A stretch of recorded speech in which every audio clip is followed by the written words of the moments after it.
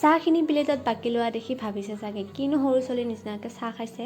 আচলতে মোৰ ওঠত ছাল গৈছে, সেইকাৰণে মই কাপেৰে খাব নোৱাৰোঁ, সেইকাৰণে মই তেনেকৈ বাকি লৈছোঁ।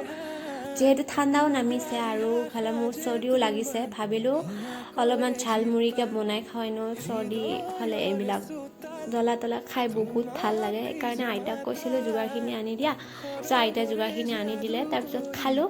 এইখিনি খোৱাৰ পিছত ভাত খালোঁ আৰু ভাত খাই উঠি অলপমান স্কিন কেয়াৰ কৰিলোঁ আজি, যিহেতু ঠাণ্ডা আহিছে আৰু ঠাণ্ডাৰ দিনত মোৰ স্কিনৰ যদি যতন নলওঁ মোৰ স্কিন বহুত ড্ৰাই হৈ যায়। সেইকাৰণে মই অলপ এল'ভেৰা জেল সানিলোঁ, তাৰপিছত অলপ আই মাছাজ কৰিলোঁ, কাৰণ মই মানে ডেইলি চশমা পিন্ধি থাকোঁ, সেইকাৰণে মোৰ ডাৰ্ক চাৰ্কেল পৰি যায় বুলি বহুত ভয় লাগে। সেইকাৰণে মই যতন লোৱা কৰিছোঁ অলপ। তাৰপিছত অলপমান নাৰিকল তেলেৰে হেয়াৰ মাছাজ কৰিলোঁ, যিহেতু কালিলৈ মূৰটো ধুই দিম। আজিলৈ ইমানেই। যদি ভিডিঅ'টো চাই ভাল পালে তেতিয়াহ'লে লাইক এটা কৰি চেনেলটো ছাবস্ক্ৰাইব কৰি যাব। বাই।